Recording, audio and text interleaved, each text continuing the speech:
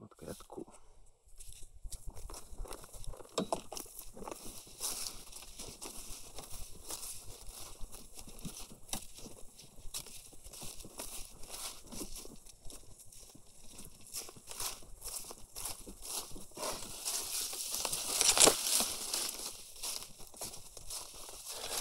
Vähän kompostille kaveriksi. Se on hyvä laittaa vähän bioroskien sekaan sahanpurua ja sitten voisi laittaa vähän jotain vihreitä vielä sekaan. Aloitetaan tästä. Pommitaan matkalta kaikki. Ahova. Ja tässä näkyykin meidän pengitysprojekti. Eli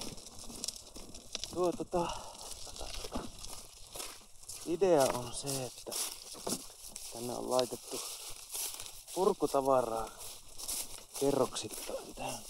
En muista mikä se oli se periaate, mutta ja mistä tää oli kotoisin. Joku saksalainen juttu se oli, mutta ideana on se, että siellä alimmassa kerroksessa on vanhoja hirrenpalasia ja muuta kovaa puuta ja sitten keskikerroksessa on sitten kaikkea oksia ja vanhaa puujätettä ja muuta. Ja sen päällä sitten lisää oksaa ja lehtimassaa ja biomassaa. Ja jossain kohtaa sitten tarkoitus on sitä ruveta peittämään maalla ja siitä tulee tavallaan tämmönen superkompostiajatus ja se, että siinä kasvaa sitten kukat hienosti. Mutta että nyt laitetaan vähän sahanpurua sinne päälle. Ja täällä on vaikka vähän nauloja seassa, niin eipä ne haittaa. Kyllä luonnossa kaikki on omalla paikallaan.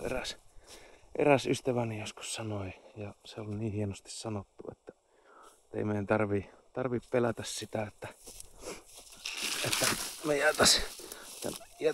jätettäisiin tänne jotenkin, että tämä maapallo tulee olemaan tällä meidän jälkeenkin. Ei siinä, älkää pelätkö ihmiset liikaa. Täällä on muitakin ihmisiä. Hellurei, kädet täynnä nyt tavaraa. Näin minä jatkan tästä. Kiitoksia.